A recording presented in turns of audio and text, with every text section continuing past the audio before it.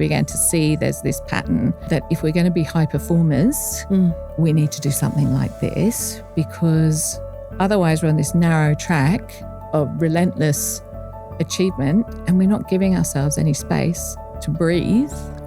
We don't want to throw our lives away. We've got responsibilities. We've got bills to pay. We don't all have the luxury of tapping out and going and sitting on a beach somewhere, but we don't want to. I am enough, exactly the way I am. There's only one of me. There'll only ever be one of me. The more I know myself, the more I can sit with myself and accept myself for who I am, the easier it is for me to go out and do really exciting things and not feel like I am tied to. In construction, being the high performer is a badge of honor. You are the one who delivers, the one who absorbs pressure, the one who people trust when the margin is tight and the stakes are high. But what happens when the identity that drives your success quietly begins to cost you more than you expected? In this episode of Building Doors, we sat down with Alex, a senior project leader with more than 20 years in property and construction, who reached a point where external success no longer matched internal sustainability. From delivering complex projects in high-pressure environments to stepping away for a period of personal recalibration, Alex shares the turning point that reshaped how she thinks about leadership, performance, and identity. You will hear what it means to be the reliable one, why capable professionals rarely surface strain early, and how imposter syndrome can sit quietly even in senior roles. We explore emotional regulation as a leadership tool, the difference between structural pressure and personal inadequacy, and how construction leaders can sustain high performance without sacrificing themselves or their teams. Welcome to the Building Doors podcast.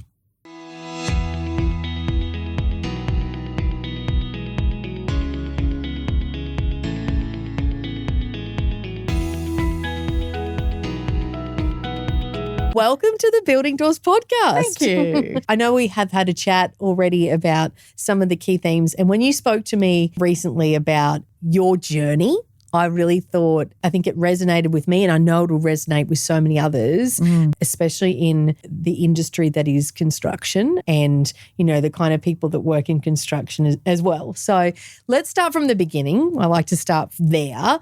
Where did it all start for you, like building a career in this industry? Yeah, well, I started in the UK in 97. So that would have been a period of somewhat of a recession. So there wasn't a ton of work.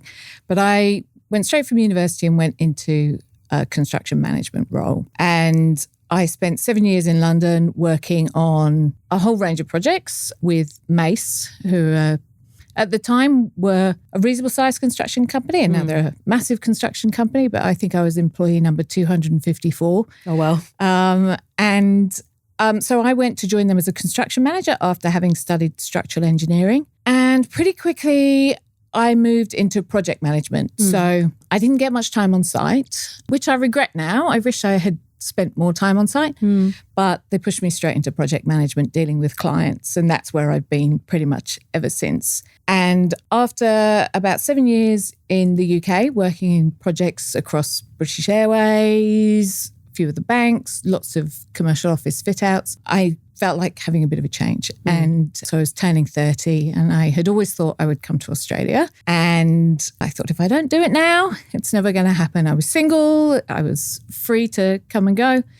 And so I spoke to our HR manager and I said, I'm thinking about going to Australia. She said, well, that's interesting because we've been talking to a company in Australia who are project managers and talking about doing a bit of an exchange. So within 6 months, I was in Australia. I had a job. It was a seamless transition. And in fact, my first job when I got to Australia was working on Customs House in Sydney at the harbour. And it was so similar from a technical perspective. But I remember sitting at my desk in the site office, looking out the window and seeing the Opera House and the Harbour Bridge and thinking, how did this happen? How did I end up in Australia? So I moved pretty seamlessly into a similar role. So, I was PM, I was working on interesting projects, and I spent a couple of years in Sydney working on relatively similar projects, as I said. And then I was given the opportunity to go and work on a site up in Airlie Beach. And it was a large construction project, and the client wanted a project manager on site.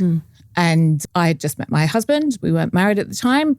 And I said to him, do you want to go and hang out in Airlie Beach? And so that was my first taste of actually moving away from London, Sydney to Airlie Beach. It was a very different transition. Different. Yeah. And Airlie Beach was hot and humid, and I was in a site office right on the edge of the Coral Sea looking out over this beautiful ocean. And my role was really to go around and check on construction progress. But I remember the site manager one day saying, just be careful when you come out of your site office. There's a brown snake nest under the cabin. It's like, are you going to do anything about that? They're like, no, you'll be fine. Just take a big step when you come out. So, I mean, Airlie Beach was just a complete culture shock to me. You know, it's a remote community, even though it's a beautiful holiday location. If you're going out on a yacht to the islands, it's one thing, but working in a remote location was a taste of real Australia for me. It was a really great transition from the sort of coddled world of construction in a big city to go out and work in a remote community where the culture's different, the expectations are different, and it was probably what made me realise how broad the industry is in Australia and what different opportunities there were. Yeah. And what else did you learn working in a remote location about yourself? I didn't have as much technical knowledge as I thought I did. Yeah, I think there was the remote aspect of it, and there was a you're on your own sort of aspect of it. There was me and there was the contractor. And the contractor had a big team, but I was the one who had to go around and see what's going on and report back to the client all the time. So it technically challenged me and socially challenged me, I suppose, to have the confidence to step out onto that construction site and be the one who would go and question, say, what's happening here? How are we going? And that's what it sort of refers back to, that first stage of not actually getting much construction experience in the UK and going straight into project management. It was my first taste of, right, this is your responsibility. You're on site. You're the one who's here to check this. Because I think we can move through the layers as a project manager. We start as assistant project manager, we move to project manager, then senior project manager, but we're doing it all within the same type of project. And we can get confident in that, which is great. But I think the most valuable thing for me about going onto that site was I had to really learn a whole new set of skills, how to deal with people, how to deal with what I might have feared of a sort of conflict was just, this is the challenge that happens when you're dealing directly with a contractor. And I know many people who work in the industry, this will be their bread and butter. This is what they do. But it's funny how you can get through quite a few years without actually having to do that type of work. And it was really valuable for me. I think for me, what I was interested about is when you go into that environment, obviously everybody has different priorities. You know, there's the client's priorities, there's the contractor, like so many different parties that are involved. When you don't know everything and it's essentially making the calls, how do you cope with that? I mean, there's always the fake it till you make it. But it's surprising what you know, what you've picked up, how transferable skills are. It's the confidence to just say, I'm just going to have to go out there and I might get it wrong. And if someone says to me, you're absolutely wrong, why are you questioning me? Then that's going to be what happens. I'm going to have to do it, because the alternative is I sit in that site office and I don't go out there and I don't learn anything. I don't grow.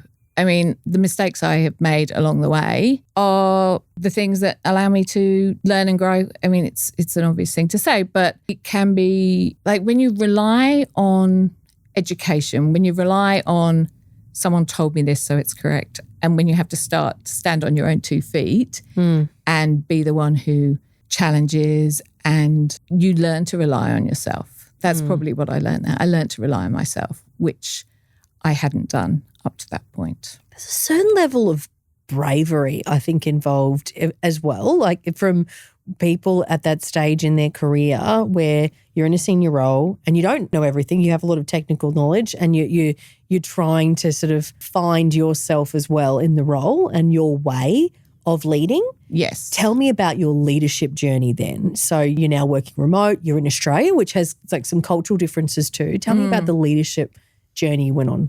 Yeah, the independence of that role was really valuable for my leadership journey. I had, up to that point, relied on authority provided to me, which we get because of the title we have or the reputation of the organisation that we represent.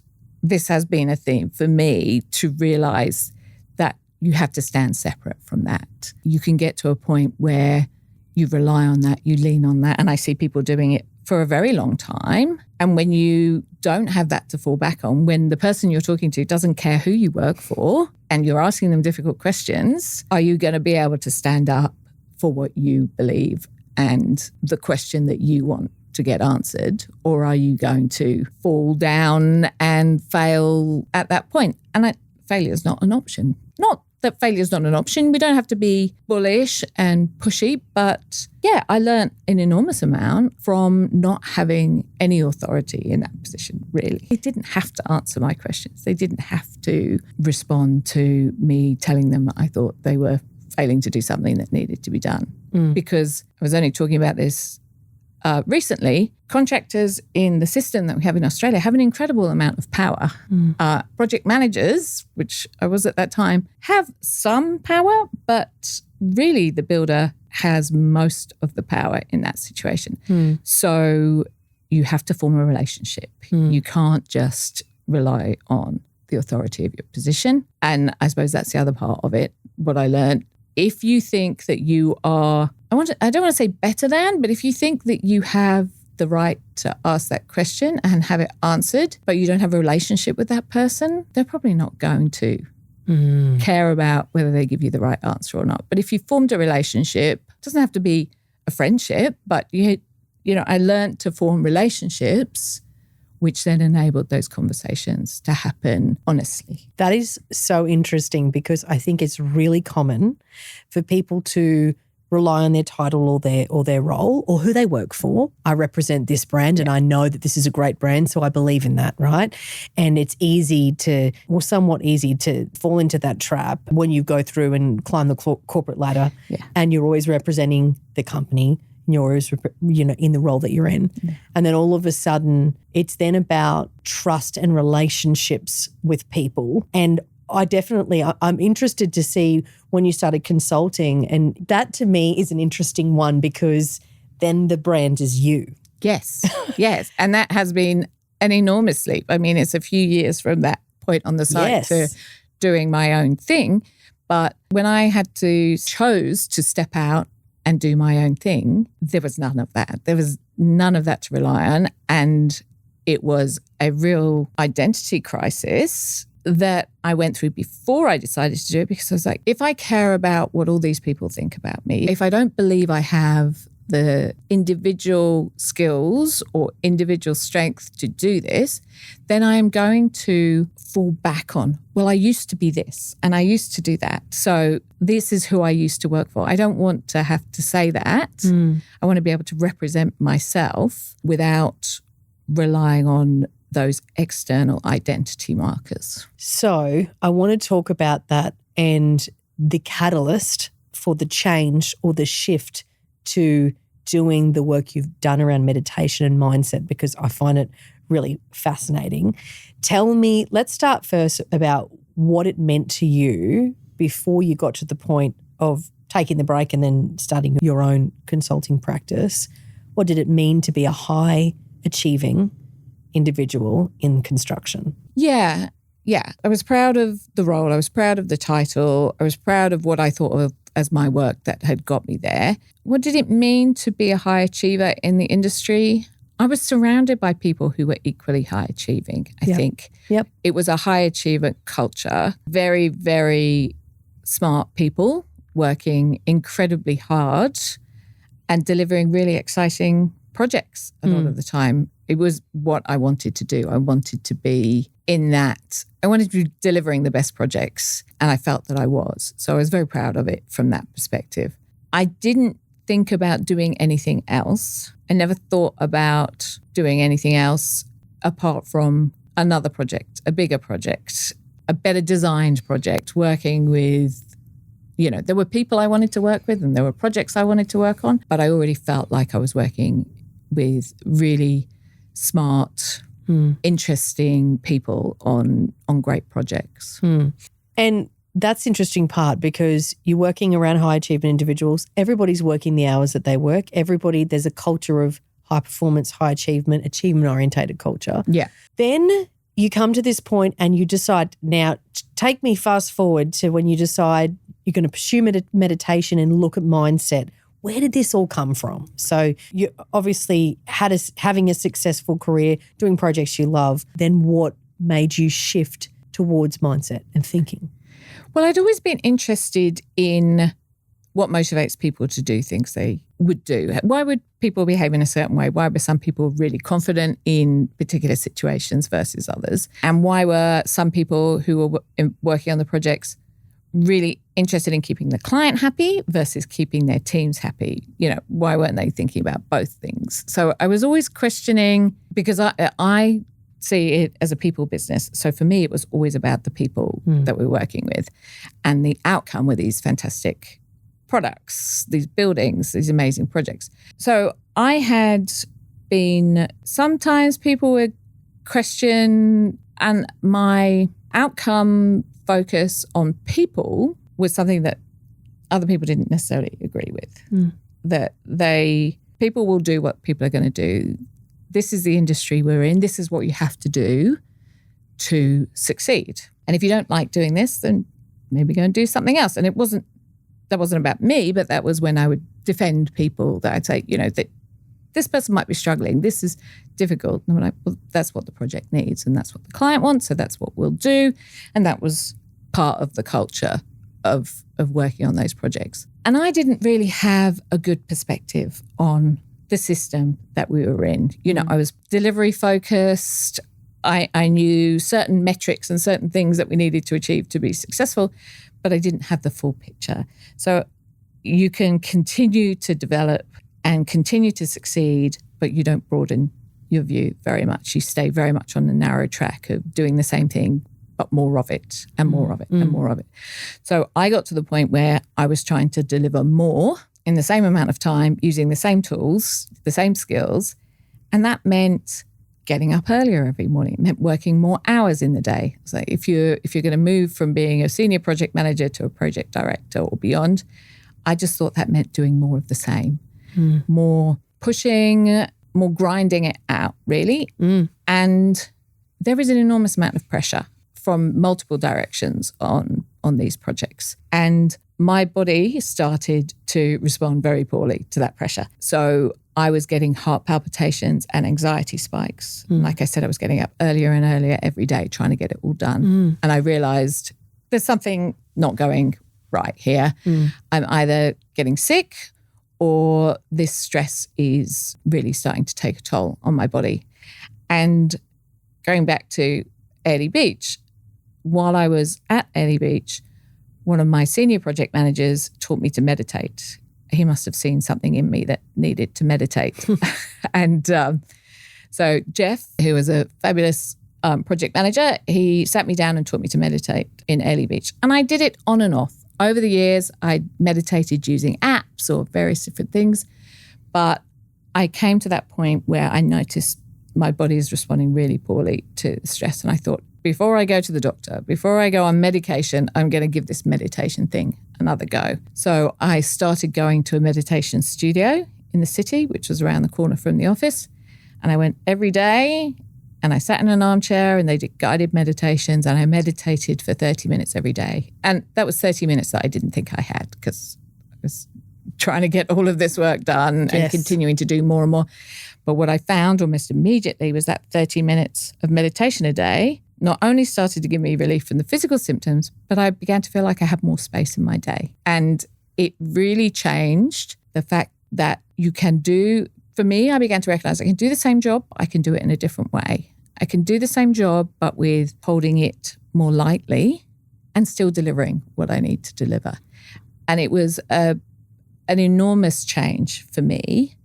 And I was in that studio and meditating, and I would meet people who would come in. And these were people who were working in the centre of Sydney, in the city. So you get people from Macquarie, people from, there were people coming from all sorts of high-performing companies and meditating every day. And I began to see there's this pattern that if we're going to be high performers, we need to do something like this, because otherwise we're on this narrow track of relentless achievement and we're not giving ourselves any space to breathe or take a break. When you say, you touched on it then when you spoke about meditation and then things felt lighter. And you've touched on this before when you spoke to me about the change around how you then dealt with things completely shifted. Tell me more about what does it mean to feel lighter for people that maybe haven't meditated or haven't experienced that. What did that then mean or translate to in the workplace? Yeah, well, what I found was that there is a space that is available to us that if you take time to calm your mind and calm your body through meditation or through a few deep breaths, it doesn't have to be 30 minutes of meditation a day, you suddenly start to see that there is a space between the stimulus and the response. So you start to find, they call it the witnessing effect, where I can start to see my thoughts rather than be caught up in my thoughts. I can see how I respond to something as I'm doing it. And then as I meditate more, I start to get even more space. So before I respond, I know, okay, I've been here before. I know what happens if I do that. Maybe I can try something different this time. And you start to get a bit more spaciousness around how you deal with people, situations, and suddenly you're not just reacting, you're choosing your response. When that started to come into play, did your family, did your husband, did people start to notice a shift in you? Yeah. I mean, I was very short with my family. I always felt that my work was the most important thing.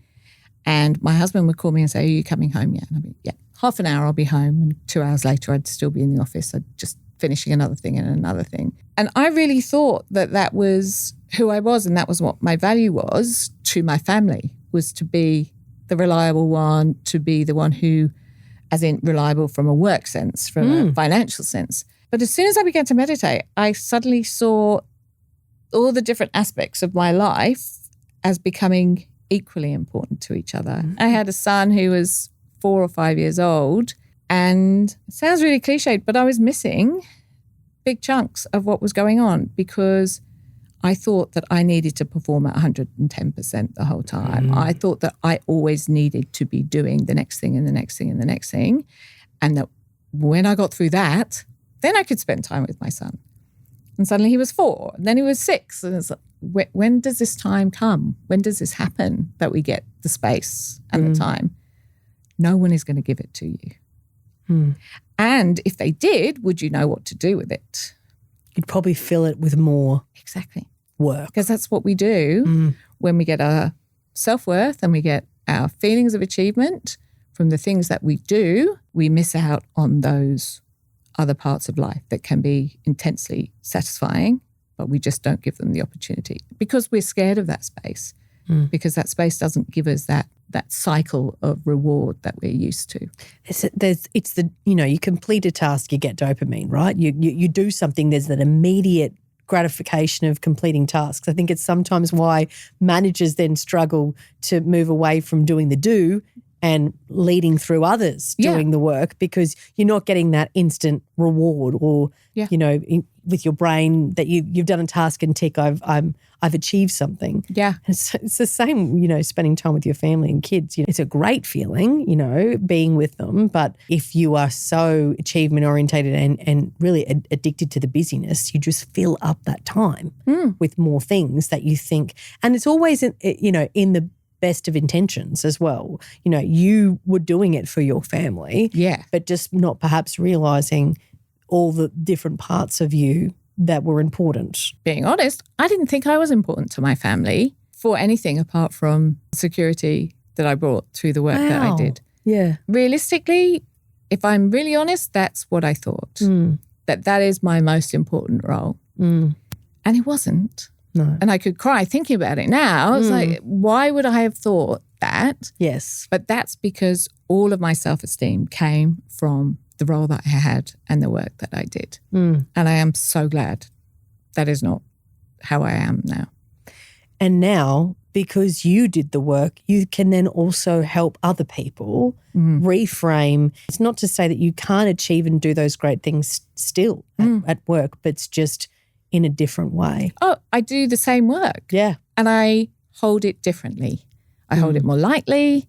I'm more creative in the way I solve and think about things. And I don't do it to get your approval or their approval. I do it because this is the job that I do. This is the right way to do it. I can see that clearly. I can have that space. And I'm not just doing it because maybe my boss thinks that I should be doing 10 things before breakfast. You know, I'm like, why would I think that? Why do I think that way? Let's question that. Let's figure out, do they really want that? Or is that just me creating this story about what I think people want from me? And where does that, I mean, it gets deep, but where does that story come from? Where does my need to get that person's approval come from? And that I see so much amongst people that I coach and work with is if you really get down to it, why are you doing this? There'll be a story underneath it. 100%. Like there'll be something, some deep-seated need from childhood, from somewhere where there's that need for that approval that you didn't receive somewhere, or there's something that you are still working through from your family of origin or where that came from. Exactly. Yeah. And you can come from a family, and some people I think this is a bit therapy speak, but it's a bit much to blame everything on your child. And it's not about blame. It's like we all have a set of circumstances that got us to a point. We can all look back and acknowledge, okay, well, if that had gone differently, or if my parents had done something differently, I would have grown up in a different place or had different friends at school. And we know we've had formative experiences that have got us to where we are. It's sometimes just going a layer beyond that and saying, okay, well, what is it I believe about myself as a result of those experiences? What has that led me to do? And when we're talking about high-performing individuals, it's often that the praise and recognition they received was the most validating thing. It wasn't that they weren't loved by their family, but love might have been demonstrated in that way, or recognition would have been demonstrated in that way. When you achieve that, you get the praise at the dinner table, you know, you get the recognition. And for me, there was part of that. There was the idea of, I'm a good girl. I will please the people around me by working hard. And that translated into my work life. And can you have a high performing culture without people who have those almost reinforcing beliefs running underneath it? Yes, you can, because I've seen what it's like when you let go of those stories, when you recognize them and let go of them. I love the work I do now, and I genuinely want to do it. And it's not because I'm going to get recognition for doing it. It's I want to be with those people doing those projects. Is there a level, and I'm just asking this because I've thought about this myself as well, is there a level of self-acceptance that comes with self-esteem as well? And what I mean like that is when people talk about self-esteem, they automatically think of confidence. And don't get me wrong, it is that confidence. But is it also, I'm keen for your thoughts around self-acceptance as well, and acknowledging yourself for who you are, how you show up, and what is important to you. Because honest share, I always felt that I sometimes felt I didn't belong in construction. And that's a real honest truth, because I definitely felt different. Still valued the high performance and culture, but I really valued people and relationships at a deep level. I really wanted people to feel, happier at work. I got such gratification from that. And yet sometimes construction can be so task-orientated. Yeah. And that's just my own personal journey, but I'm keen to understand from you, after that, going through that journey, how do you move to that self-acceptance space? It is hard to do that when you look around and you see, well, that person's succeeding because they've got all this technical knowledge, and that person's succeeding because they're really good at organizing the time, and they're really good in the meetings. And you can find examples all around you that make you feel like, if only I was like that, I would be really good. Yeah. And that was what I did. I thought if I spent as much time as he does analyzing the costs and really getting to know the costs, then I'll be more confident in front of the client if I can do this. There's a million ways I thought about how I could be better. And then there came a time when I recognized that there was always going to be a way to be better, which is fine. But what did I feel like I wasn't good enough at? What did I feel? It was not the technical stuff. It was deep inside me, the feeling of, and this is the connection to self-esteem that you're talking about. Okay, why do I not believe I belong here? Because the people around me don't look like me. They're older than me. They're mainly male. They've got 10 years construction on site experience. Like, you can always find a reason. Yes. And yeah, I didn't 100% fit, but actually who does and who is completely confident? And some of the messages I've had when I've posted on LinkedIn and I've talked about some of the challenges in the industry around the relentlessness of some of the work are from guys that I worked with in London who were 30 years older than me at the time. You know, I was in my 20s and they were in their 50s and they're now retired.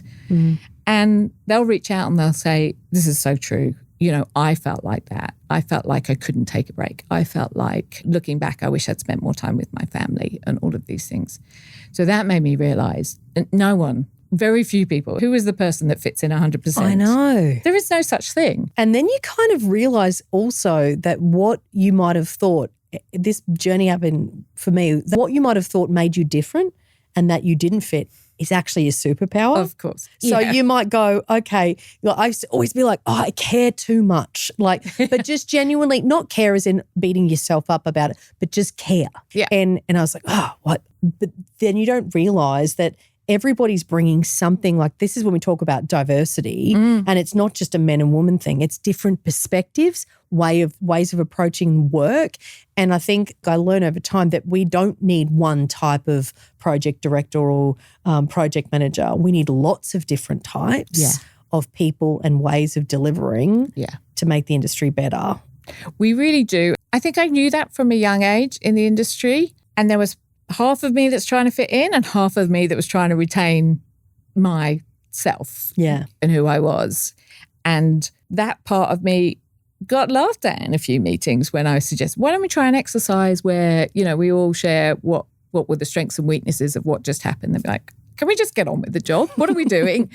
I'm like, just give it a go, you know. And I wasn't very adept at doing it. I didn't have those tools. No one had taught me that, but I just had a feeling that that's what I'm here to do. That's my part in this. And I get messages from people, particularly women I worked with 10 or 15 years ago when they were junior and I was the senior project manager, and they say, you showed me that I could be myself through the things that you were doing in those meetings, that you were present, that you asked curious questions. And I think I didn't know that I was modeling that for anyone at the time, but I'm glad I brought a little bit of myself, even though sometimes I felt a bit silly doing it. Sometimes I thought, yeah, people are going to laugh at me about this. It was worth it. It was worth it to just try it out. And that has carried on. And that was the thing when I left the industry for a period of time, along with the identity stuff around who will I be if I don't have the title and the company behind me.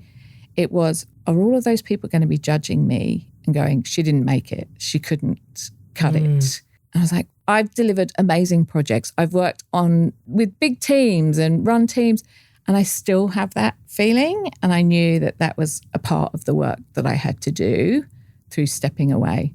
And I don't think you have to step away to do that. But for me, no one else had modeled what I could do to give myself a broader view of what was going on, a broader view of what I was capable of doing, and trying to continue to do it in the same place with the same circumstances. There wasn't really I wasn't getting any other inputs. So I needed to step away And like I say, I don't think everybody needs to step out of the industry to get that broadness of thinking. But for me, that was what needed to happen. And then you come back into it and you start coaching and working with people. Mm-hmm. What are some of the shifts you've seen change from some, obviously you can't talk specifically about clients, but some of the clients you've worked with, what are some of the shifts you start to see once they do coach, do get some coaching and do work on their mindset? What did you start to see shift? It doesn't take much for people to get that self-esteem and confidence through coaching, and meditation is one of the tools that I use with them. And it does give people the ability to view the fact that grinding it out is not actually going to be the thing that gets me to the next level, that improves my performance, because that's what I'm dealing with coaching people a lot of the time is how can I move to the next level? If you continue to use the same tools over and over and over again, you're not really raising your game. You are just doing the same thing at a greater volume. And so it's not a capability issue with people. They're all perfectly capable people. It's a capacity issue. And you can't increase your capacity by working more and harder.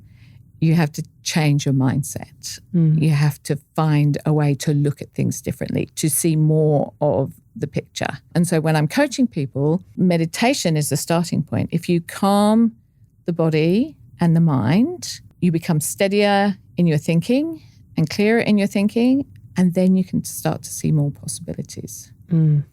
So you see more creative solutions to things. You understand the perspective of that person who previously just saw as an obstacle to what you're doing. Well, no, they have their reasons for doing things the way that they are doing them. How can I work with them, or how can I work around them if that's it? But not, I mean, the amount of times I would have just battered myself against a problem and not being able to find a creative solution. If I go and meditate for 30 minutes, I'll pretty much always get an answer to that. And you know what? I was just thinking about that woman that you spoke about that saw you as a role model. One thing which I need to explain, which I can't explain because people listening to the podcast won't be able to feel it, you have, because of the work that you've done around meditation and because of your energy, being in the room with you, and that's why I wanted to get you on the podcast when I first met you, and it was even on Teams, you had this calming energy that instantly almost brought my energy down. And I was able to sort of sit with it at a different level. And I'm going to get woo, and I don't care because you can all listen to my woo because you listen to the podcast. But I think there is something in it's also then you have the opportunity not just to mentor others and them see you modeling the behavior, but you also shift the energy. Like we're incredibly complex human beings in terms of the energy we bring. It is contagious. You meet those people, if they've got good energy, you want to be around it, right?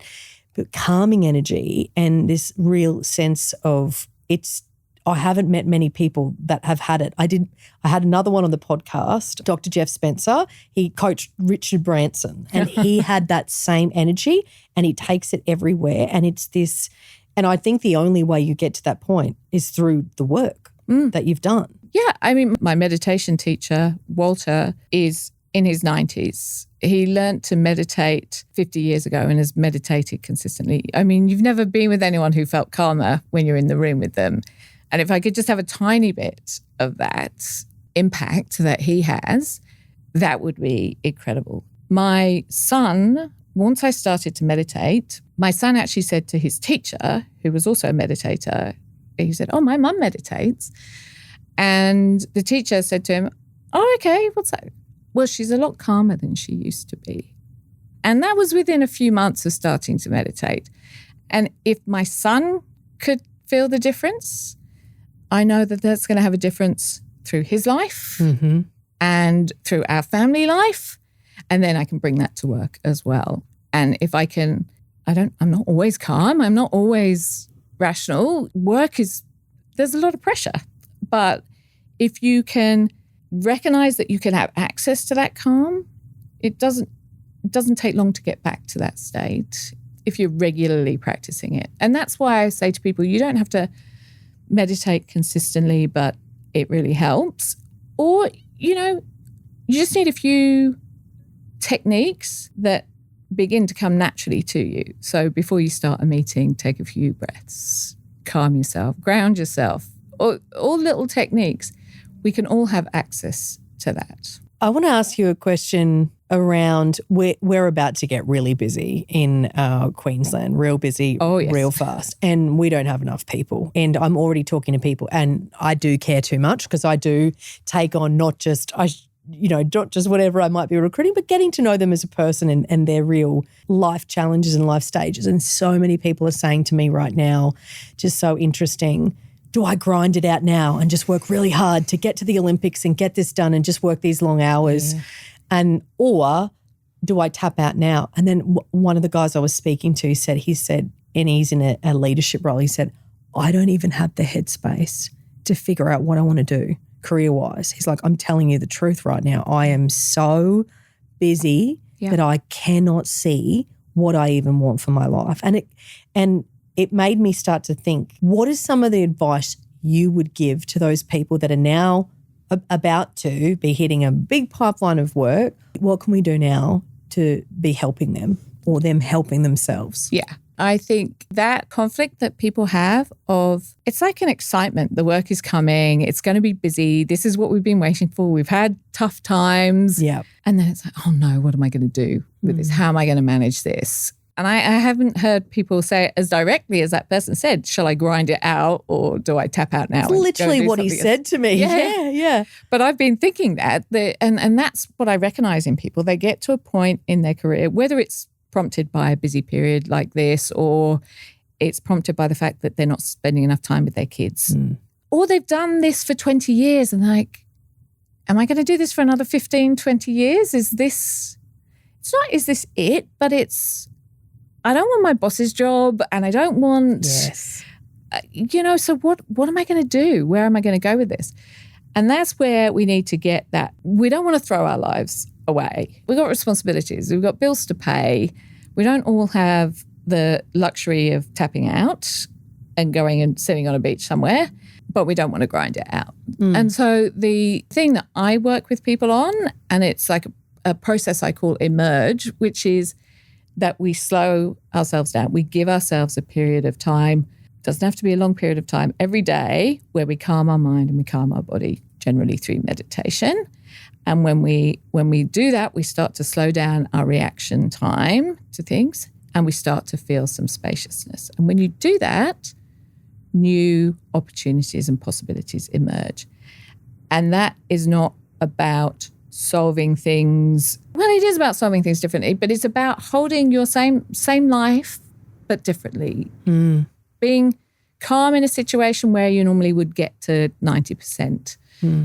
How can we bring ourselves back to regulated more frequently? Because it's unlikely you're coming across challenges that you can't solve, but we get into our own heads and we think, there's too much. I can't do this. I can't do that. That person you're talking about is getting way ahead of himself. It's like, but I can see 7 years of this and how am I going to manage to do 7 years I can't get resources. No one's giving me help. I'm drowning. And I'm like, if we looked at that differently with a calm mind, we would go, what a wonderful problem to have. Okay, I'm sure I can figure out a solution to this that doesn't involve just me being the one that's responsible for all of it. But I can see that if you feel like you're the responsible one, if you feel like you're the one who has to solve everything, if that's your identity, then are you really making a choice or are you actually tied into the idea that you are the one who is so important and has to solve it? And think about it too, because I was thinking about it long after the conversation. Engineers, natural problem solvers, right? A lot of them hold that identity. I solve problems. And so when they get to the point of trying to understand themselves, they want to solve the problem. I want to solve the problem. I'm obviously the problem. I'm the problem. I'm the problem, which I need to solve, and therefore I shall logically, whereas you and I both know from what we're talking about, that reflection point, that being able to slow down is kind of the only real way that they're going to be able to figure out what they really want. And that's quite scary. The idea of slowing down, the idea that, if you don't fill every minute, if you don't solve every problem, what's your value? I just invite people to sit with the idea, if that feels scary, that's an interesting place to get to ask that question. And if you ask that question of yourself now with the work that you've done, what do you say? I mean, it's a bit woo. I'm all for woo. I am enough, exactly the way I am. There's only one of me. There'll only ever be one of me. The more I know myself, the more I can sit with myself and accept myself for who I am, the easier it is for me to go out and do really exciting things and not feel like I am tied to the outcome of those things. That's good. Teach me, Yoda. See, it sounds good when I say it. Right? It's so good. I love it. One of the questions I always ask as well, and I think this is a really interesting question for you given the journey you've been on, what is the legacy you hope to leave for your life's work? Gosh, wow. If I had half a dozen people say I was a positive influence, and I'll say working life because that's what we're talking about, that they were able to work in a calmer way, in a more sustainable way, and that as a result of that, better work, and were there for their families or for their friends or found time to do the things that they also loved outside of work, then that would be a wonderful legacy if the half a dozen people would say that about the impact I had on them. I love that. You're awesome. I'm a big fan. I'm a big fan. I love what you're talking about. And I think it's so needed, and maybe it's just because of the amount of these levels of conversations I have day in, day out. Yeah. You know, you'd be surprised what people will tell you when they have somebody to listen to on the phone as well, or in a coffee, you know, they'll just. It doesn't take much, does it? It doesn't take much.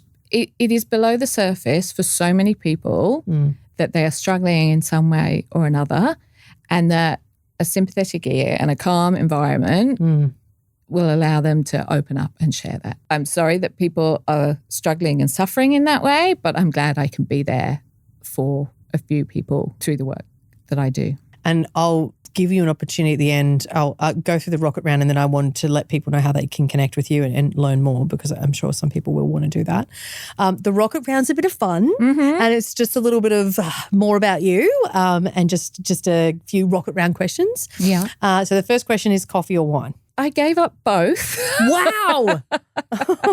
So I gave up drinking nearly 10 years ago. I drank way too much. The industry, not so much now, but in the 90s and thousands, yes, I gave up drinking because I'd done enough drinking by the time I turned 40. Yeah. And coffee, I could drink, if I drink one coffee, I'll drink 10. So it's tea.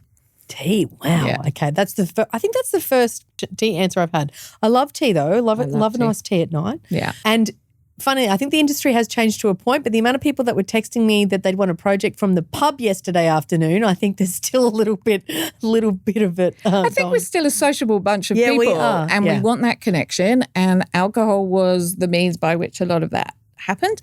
I think I'll still go to the pub, but I don't drink alcohol. Yeah. And I want to be around people. I love being around people, but yeah. Awesome. No alcohol for me. Cats or dogs? Dogs. And favourite holiday destination? Well, we're going there this year. I haven't been for a very long time, but Greece. Greece. Yes. I'm going to add in another question for you in particular.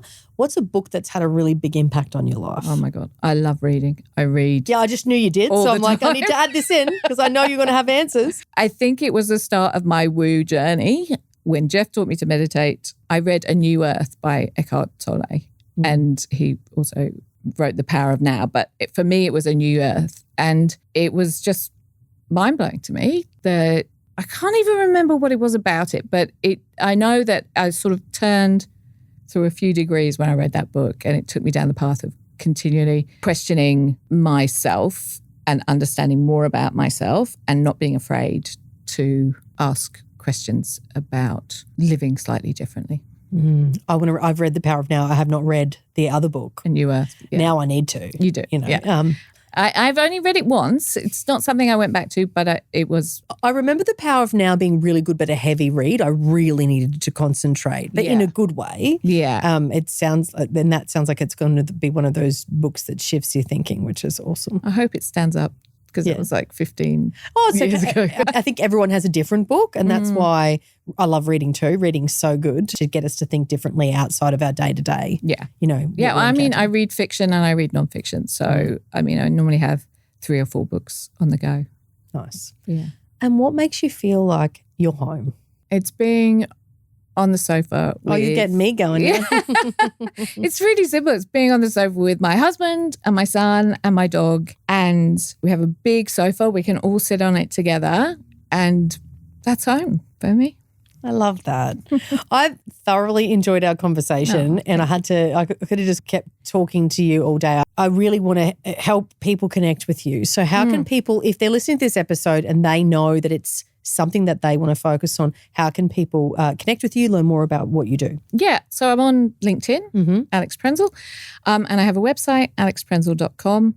I've also got some resources. So if you go to alexprenzel.com, Transform, there's a couple of resources on there which are for high-performing individuals about this shift that we're talking about the difference between grinding it out or staying or throwing it all away and how to find that calm, to find that third way. Thank you so much for coming in as a guest. I appreciate it. And I know you're traveling from Sydney and you're all over the place doing things. So I really appreciate you coming on. And if somebody does listen to this episode, I say it all the time because our guests love it. Please do reach out to Alex and tell her if you got something out of the episode or what that personally meant to you, because all the guests that come here because they want to help others and because they want to help the industry. So please do feel free to reach out. As always, like, subscribe, share, rate, review. It does help other people find the podcast. So thank you so much. Oh, thank you. It was lovely to chat. If this episode gave you new insights, don't let them go to waste. Take action. Apply them. And if you want more insider strategies from the best in construction and infrastructure, make sure to subscribe. Share this with someone who needs to hear it. And remember, the leaders who open the most doors aren't waiting for opportunities, they're building them.